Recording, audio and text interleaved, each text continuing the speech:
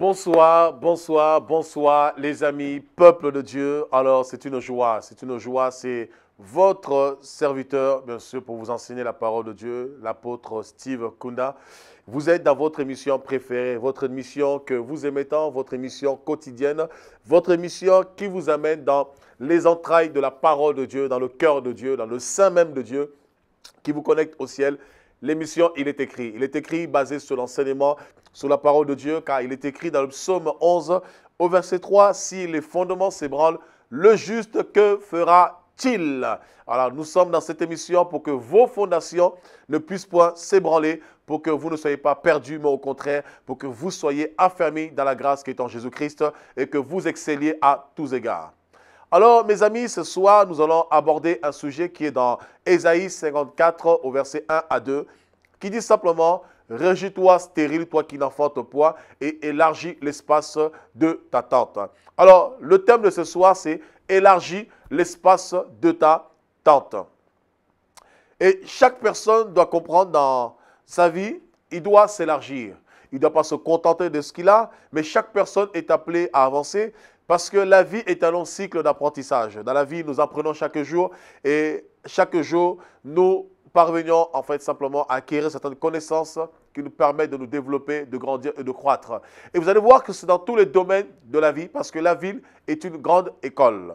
Alors, dans cette école de la vie, Dieu veut que nous puissions croître, pas seulement spirituellement, mais il veut aussi que nous croissions physiquement. L'apôtre Jean disait à Gaius, bien-aimé, mon bien-aimé Gaius, j'aimerais que tu croisses à tous égards comme prospère l'état de ton âme. Donc lorsqu'on parle à tous égards, c'est spirituellement, physiquement, socialement, familialement, sur tous les plans, tous les domaines, dans toutes les sphères, nous devons prospérer. Alors mes amis, nous n'allons pas perdre de temps. Nous allons dans Ésaïe 54 afin de plonger nos regards dans la loi parfaite, dans la parole de Dieu. Oh, je vous aime parce que je sais que ce soir, vous serez encore grandement bénis. Je sens une joie qui monte dans mon cœur parce que je sais que beaucoup vont casser leurs limites, beaucoup vont faire tomber leurs quilles, beaucoup vont faire tomber leurs barrières afin d'aller au-delà des limites qui se sont assignées eux-mêmes ou que les hommes les ont assignées. Ésaïe chapitre 54, à partir du verset 1 à 2. Réjouis-toi. Oh, ça commence bien. Vous voyez, la bonne nouvelle. Réjouis-toi. Réjouis-toi, stérile, toi qui n'enfantes plus, fais éclater ton allégresse et ta joie, toi qui n'as plus de douleur.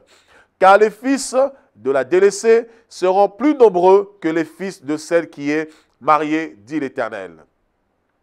Élargis l'espace de ta tente, qu'on déploie les couvertures de ta demeure, ne retiens pas. Wouh! Ne retiens pas. Allonge tes cordages et affermis tes pieux, car tu te répandras à droite et à gauche. Ta postérité envahira des nations et peuplera des villes désertes. Alors, bien aimé, regardez quelque chose. Ici, Dieu annonce quelque chose. Ésaïe 54 vient juste après Ésaïe 53. Dans Ésaïe 53, le prophète Ésaïe qui va prophétiser 8 siècles avant Jésus-Christ, il va être stupéfait. Il va être un petit peu perplexe. Pourquoi? Parce que dans Ésaïe 53, il voit deux visions troublantes.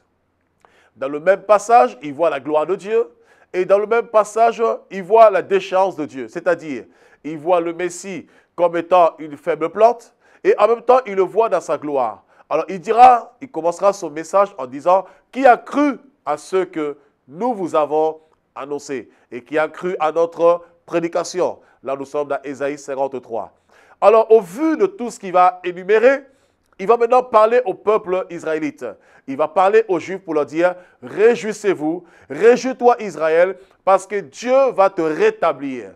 Dieu va te restaurer. » C'est-à-dire, quel que soit ce que tu es considéré aux yeux des nations, quel que soit ton état, c'est-à-dire ce que tu es, ce que tu as fait, ce que tu as vécu, quel que soit ton passé, réjouis-toi. Mais regardez ce qui est merveilleux ici, c'est que lorsqu'il parle de la part du Seigneur, il dira « Réjouis-toi stérile ». Or, Dieu nous apporte une information, c'est que le peuple d'Israël était stérile. Pourquoi? Parce que ce peuple, en fait, était envahi par Sanchérib.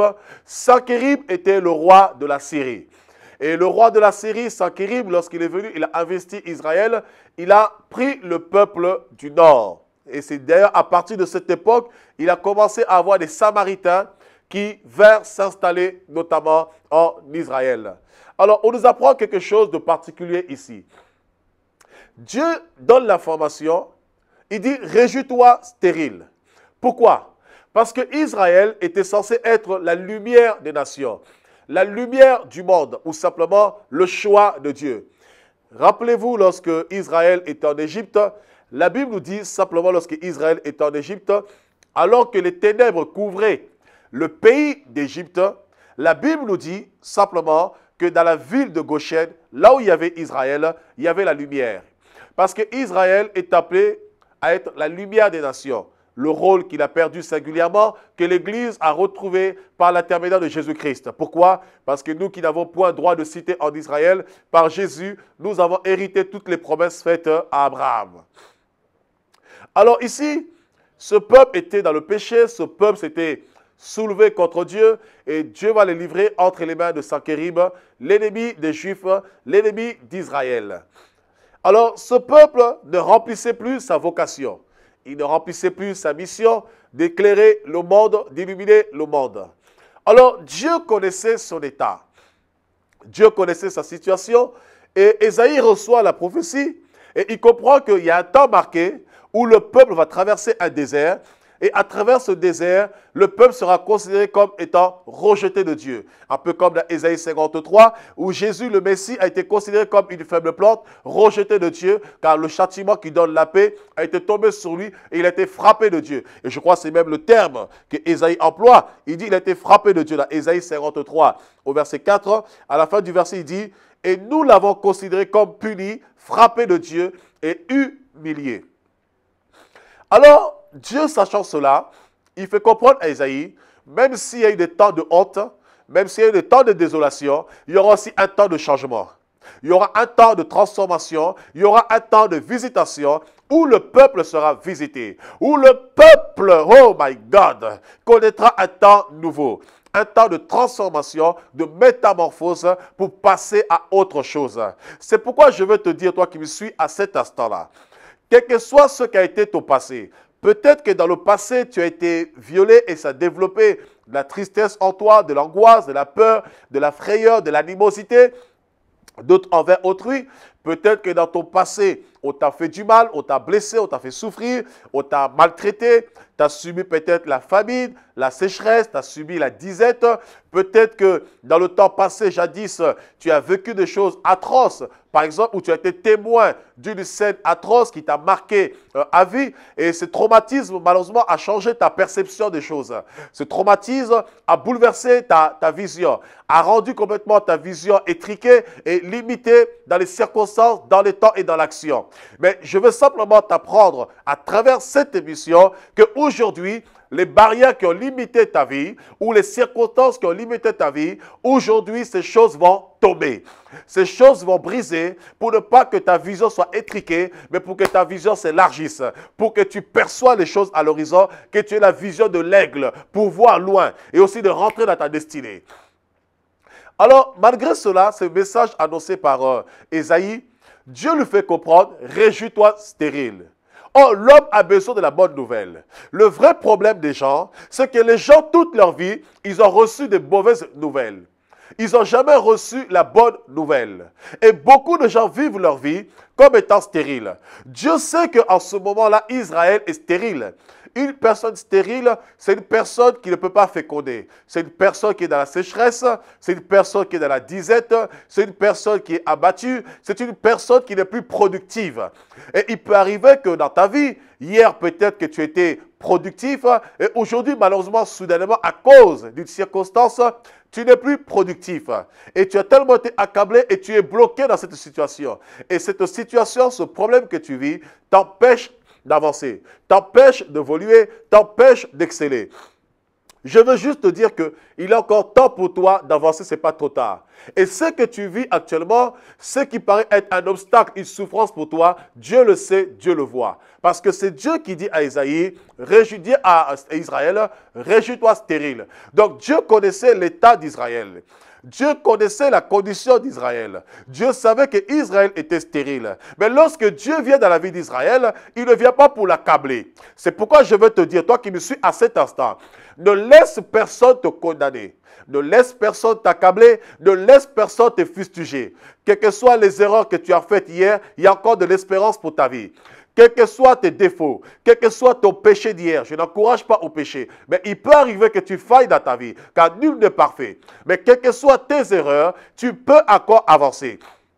Tu peux encore exceller. Tu peux encore changer. Ta destinée peut encore changer. Ta route peut encore changer. Ta situation peut encore changer. Parce qu'il n'est pas encore trop tard pour toi. Et ici, Dieu dit, réjouis-toi stérile. Dans la première information, c'est qu'on voit que Dieu était conscient de l'état d'Israël.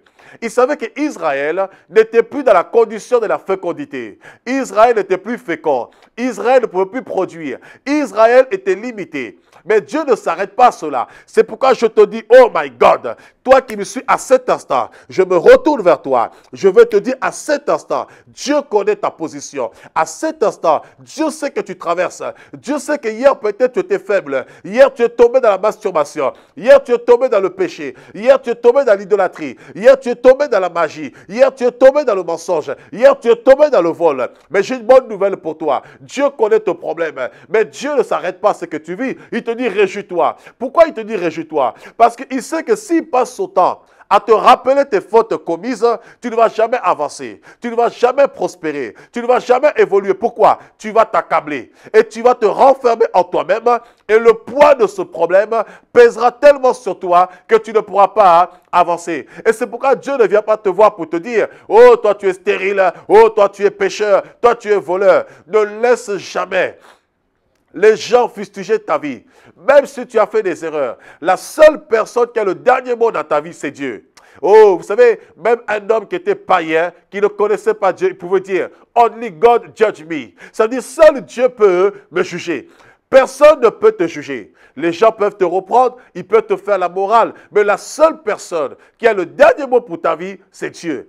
Et Dieu espère toujours que jusqu'à la dernière minute, tu pourras changer, tu pourras être transformé.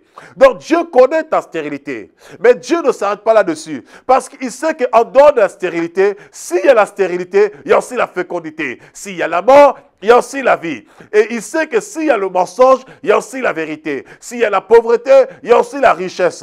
Donc ça veut dire quoi?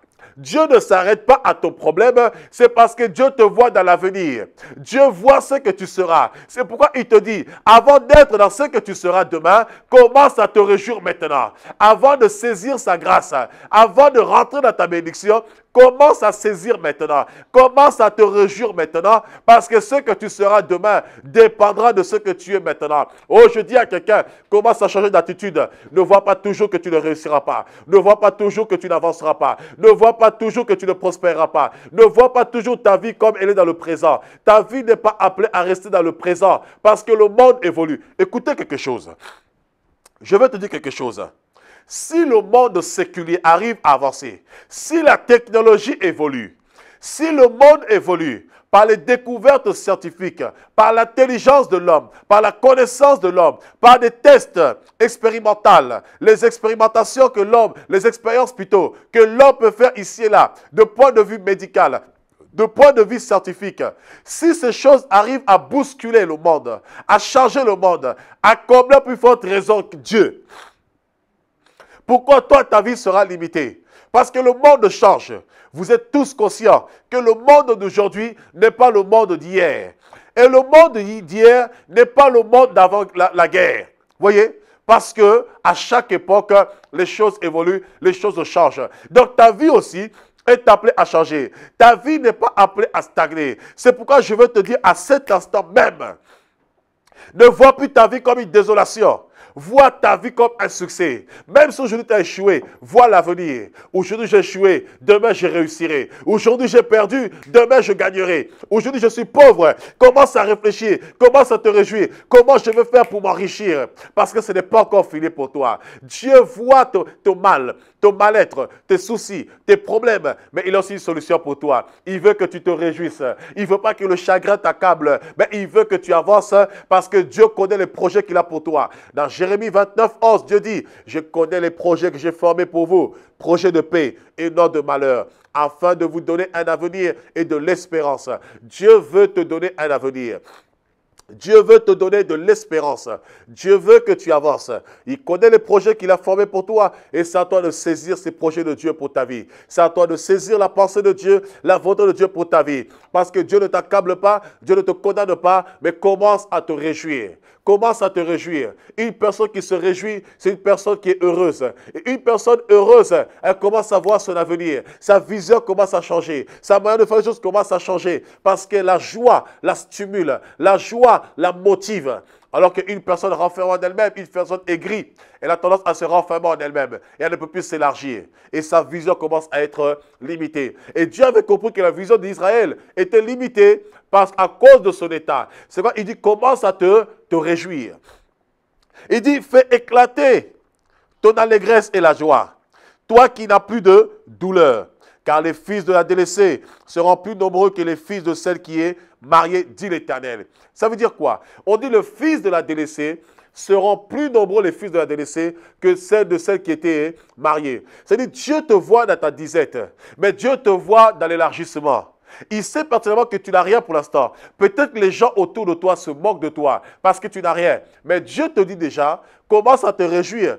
Parce que lorsque tu vas commencer à te réjouir, tu vas pousser des cris d'allégresse, tu verras que tu vas rentrer dans la fécondité. Et lorsque tu rentreras dans la fécondité, tes œuvres seront plus nombreuses que les œuvres de tes ennemis, que de ceux qui t'ont condamné. Tes œuvres seront plus puissantes que ceux qui t'ont condamné. Pourquoi? Parce que lorsque Dieu est dans ta vie, Dieu fait la différence. Dans Malachie 3, 18, Dieu dit, nous verrons la différence entre ceux qui servent Dieu et ceux qui ne le servent pas. Lorsque Dieu est dans ta vie, c'est Dieu qui produit la différence dans ta vie entre tes ennemis, tes adversaires et toi. Et c'est lui qui met cette table. C'est pourquoi David a dit, l'Éternel dresse une table devant moi en face de mes adversaires, en face de mes ennemis, et il oindule ma tête et ma coupe déborde. Oh, je dis que ta coupe va déborder. Tu vas être féconde. Oh, femme, toi qui me suis à cet instant, on t'a déclaré stérile. Moi, je te dis, commence à te réjouir. Oh, je vois une femme assise sur le canapé qui commence à se réjouir. Je vois une femme qui est en train de s'enrouler sur ce canapé. Je vois une femme qui est en train de toucher son ventre, appeler ses enfants à l'existence.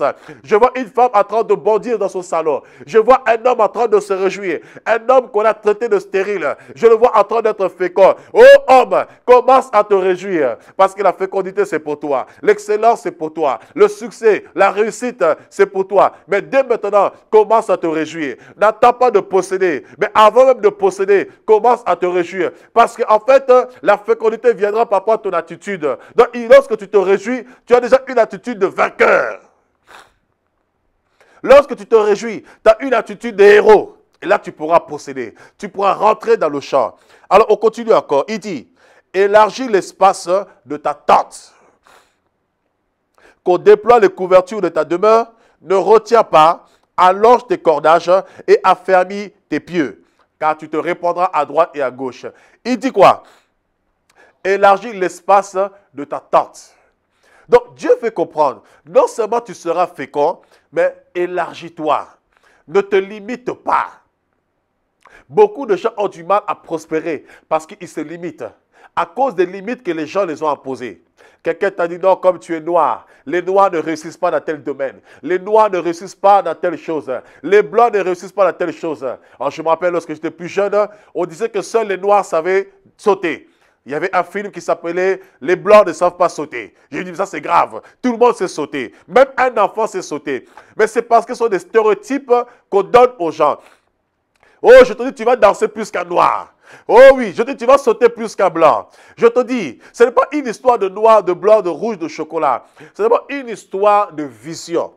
Lorsque tu commences à réaliser que tu es féconde, que la prospérité est en toi et que tu es une source de bénédiction, personne ne peut arrêter cela. Alors ne laisse personne te bloquer sous prétexte que dans tel endroit, dans telle sphère, c'est réservé pour tel type de personnes. Dans tel endroit, c'est réservé pour tel type de personnes. Non.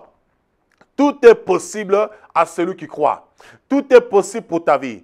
tout dépend de toi. Ne te limite pas. Il y a des gens qui t'ont fait croire que tu ne pourras pas prospérer, que ton ministère est encore trop jeune et que ton ministère est encore petit. Tu viens à peine de commencer le ministère. Il y en a pour te limiter. Ils vont te dire tu vas trop vite. Tu fais les choses de façon trop vite. Non, ce n'est pas que tu vas trop vite. C'est la vision que tu as qu'ils ne peuvent pas supporter et ils ne peuvent pas te comprendre. Parce que, écoutez, lorsque une colombe vole avec un aigle, la colombe ne peut pas comprendre l'aigle. Pourquoi? Parce qu'il y a un moment, lorsque la colombe commence à monter, elle est limitée. Parce que ses ailes ne lui permettent pas de monter jusqu'à un certain niveau. Mais lorsque l'aigle commence à monter en hauteur, la colombe dira, oh l'aigle, tu vas trop loin. Non, ce n'est pas qu'il va trop loin, c'est sa sphère, c'est son domaine. Écoutez quelque chose, c'est comme un avion. Lorsque vous prenez un avion, il y a un moment, l'avion est limité.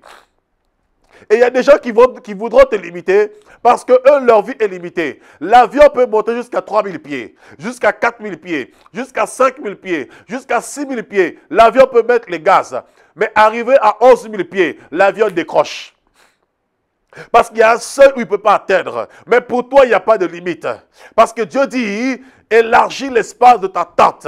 Ne te limite pas. Tu es appelé à monter parce que tu es appelé à marcher de gloire en gloire, de succès en succès, de victoire en victoire. Alors mon ami, ne te limite pas du tout. Ne laisse personne te limiter. Ne laisse personne te freiner parce que Dieu te voit comme un grand homme. Dieu te voit comme un grand visionnaire. Dieu te voit comme une grande femme. Ne laisse personne te limiter et encore plus, ne te limite pas toi-même parce que Dieu dit c'est un ordre.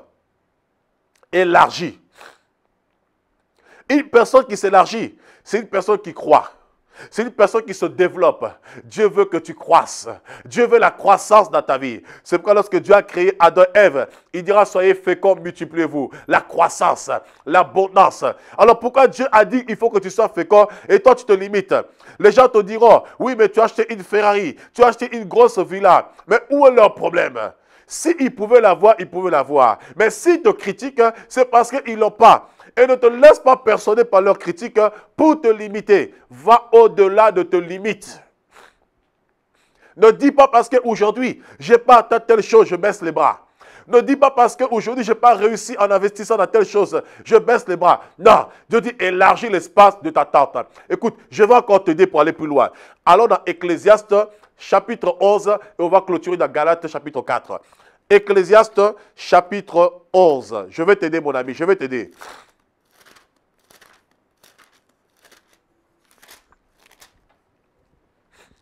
Ecclésiaste 11 il dit, verset 6. Dès le matin, sème ta semence, et le soir ne laisse pas reposer ta main, car tu ne sais point ce qui réussira, ceci ou cela, ou si l'un et l'autre sont également bons. On dit dès le matin, sème ta semence. Dès le matin, travaille. Travaille. Ne t'arrête pas de travailler. Il dit le soir, ne retiens pas ta main. C'est-à-dire même le soir, continue à travailler. Parce que tu ne sais pas ce qui réussira. Donc ça veut dire quoi? Tant que tu n'as pas encore vu le succès, tu ne baisses pas les bras. Tant que tu n'as pas encore vu l'excellence, tu ne te limites pas. Tu dois continuer à travailler jusqu'à voir l'excellence. C'est pourquoi Dieu dit, ne te limite pas. Ne dis pas parce qu'aujourd'hui j'ai eu 10 euros que ça suffit. Non. Si tu as eu 10 euros, tu peux avoir 100 euros. Et si tu as eu 100 euros, tu peux avoir 1000 euros. Si tu as eu 1000 euros, tu peux avoir 10 000 euros. 100 000 euros, 1 million, 1 milliard, c'est possible. C'est à toi d'enlever les barrières des gens qui t'entourent. Les barrières de ceux qui peuvent te décourager, des sambalas, de Tobija. Tu dois comprendre que Dieu t'appelle à prospérer. Dieu t'appelle à vivre dans l'abondance. Dieu t'appelle à aller de gloire en gloire, de grâce en grâce, de niveau en niveau. Et tant que tu n'es pas mort, tu es appelé à prospérer. Parce que la prospérité, c'est jusqu'à la fin de ta vie. C'est jusqu'à ta mort, tu dois prospérer, tu dois croître, tu dois évoluer, tu dois grandir comme un grain de sénévé qui est petit au départ, qui grandit. Donc au départ, tu étais petit, au départ, tu étais stérile, au départ, tu étais faible, au départ, tu étais malade. Mais j'ai une bonne nouvelle pour toi. Commence à te réjouir parce que tu es un fils de la promesse. Et comme tu es un fils de la promesse, toutes les promesses de Dieu pour ta vie sont le oui et le amen. Et tu vas rentrer dans les promesses de Dieu. Le péché qui t'a bloqué hier, demain, demain, il ne te bloquera pas. Aujourd'hui, ça suffit. Le péché ne te bloquera pas. Il ne t'empêchera pas d'avancer parce que tu es un fils de la promesse et tu n'es pas un esclave. Tu es appelé à prospérer. Oh, rentre dans ton héritage. Rentre dans ton élargissement. Élargis l'espace de ta tente. La tente symbolise ta maison. La tente symbolise ta vie. La tente symbolise ta vision. La tente symbolise tes projets. Ne te limite pas. Continue à œuvrer. Continue à travailler. Même si tu échoues, tu finiras par réussir et tu réussiras certainement. Allons dans Galates chapitre 4.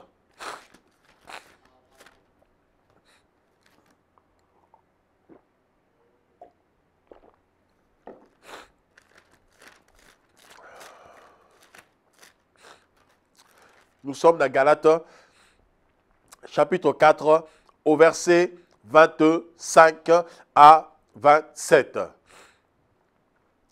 Car Agar, c'est le mont Sina en Arabie. Et elle correspond à la Jérusalem actuelle qui est dans la servitude avec ses enfants.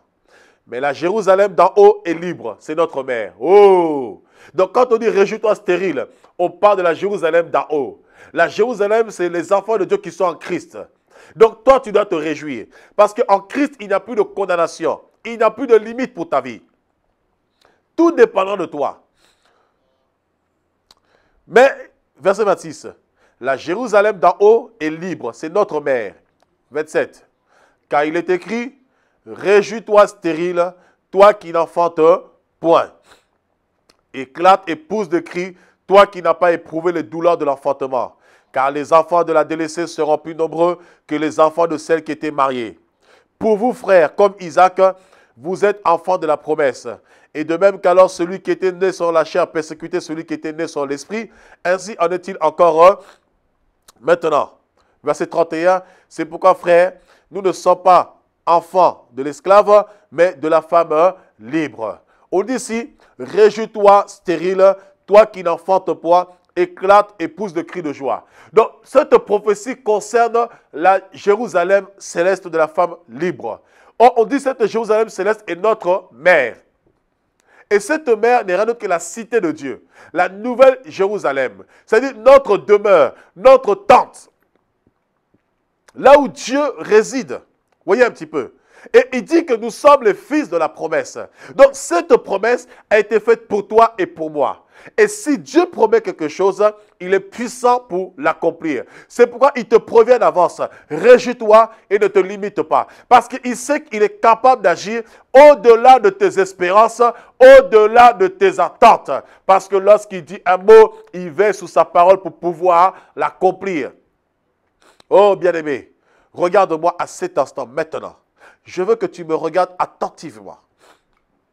Si tu es dans ta maison, en train de vaquer à autre chose pendant que tu m'écoutes, je veux que tu arrêtes tout. À cet instant maintenant, je veux que tu me regardes dans les yeux. Pendant que tu es en train de me regarder, il y a quelque chose qui est en train de s'opérer dans ta vie maintenant. Je veux te faire comprendre quelque chose.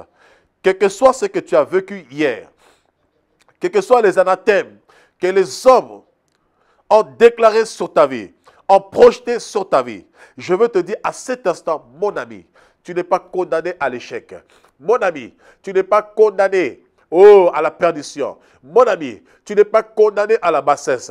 Tu peux encore te ressaisir. Tu peux encore te relever. Il y a encore l'espoir pour toi. Il y a de l'espérance pour ta vie. Ta destinée peut encore changer. Hier, tu étais stérile, c'est vrai. Hier, tu vivais dans le péché, c'est vrai. Hier, tu étais dans le mensonge, c'est vrai. Hier, tu étais dans l'adultère, c'est vrai. Hier, tu étais dans le vol, c'est vrai. Hier, tu étais dans la bassesse, c'est vrai. Mais aujourd'hui, c'est un temps nouveau. C'est un jour nouveau. C'est un jour de salut où Dieu te dit, réjouis-toi. Réjouis-toi, toi qui es voleur. Réjouis-toi, toi qui es stérile. Réjouis-toi, toi qui es pauvre. Et élargis l'espace de ta tente. Pourquoi? Parce que tu ne seras plus ce que tu étais aujourd'hui. Ce que tu vois aujourd'hui ne sera plus la même chose demain. Alors commence à te réjouir afin que tu commences à comprendre que Dieu ne te condamne pas. Dieu ne te limite pas. Mais ce que Dieu veut, c'est que tu commences à te réjouir. Non te réjouissant de ton état, mais commence à te réjouir réjouir de ce que tu seras demain. Afin que lorsque tu vas commencer à te réjouir de ce que tu seras demain, tu vas commencer à adopter une attitude d'un homme sanctifié, une attitude d'un homme riche. Oh, je vais te dire un secret. Lorsque je me réveille le matin, je touche mes poches. Je dis, oh, qu'est-ce que je suis riche. Pourtant, dans mon compte en banque, il n'y a pas de millions. Mais lorsque je me réveille, je touche mes poches, je sens les millions. Parce que je commence à adopter une attitude de millionnaire. Parce que je sens les millions qui vont arriver bientôt. Au nom de Jésus-Christ.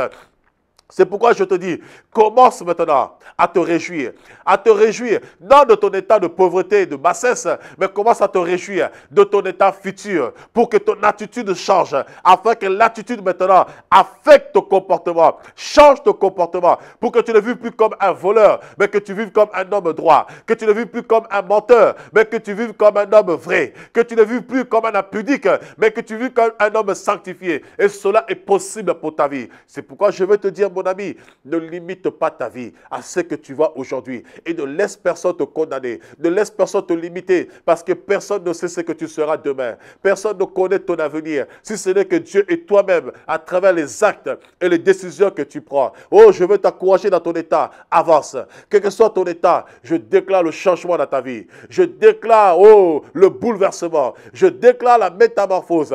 Je déclare dans les jours à venir, dans les heures à venir, à cet instant même, dans les mois à venir, dans les années à venir, ta vie ne sera pas la même. Et ta vie sera transformée. Et tu te souviendras de ce message parce que tu iras de gloire en gloire, de victoire en victoire, de succès en succès. Que la joie et l'élargissement soient ton partage. Que le Seigneur te bénisse. Que la puissance de Dieu affecte ta vie. Change ton caractère. Change tes pensées. Au nom de Jésus-Christ de Nazareth. Sois béni, mon ami. Que la grâce de Dieu demeure sur vous tous. Merci de votre fidélité, de vous accrocher, de vous attacher, de demeurer ferme dans la voie du Seigneur, de demeurer ferme dans la parole de Dieu. Merci encore de votre amour pour cette émission, Il est écrit. Et je vous invite à se retrouver pour la prochaine émission, Il est écrit.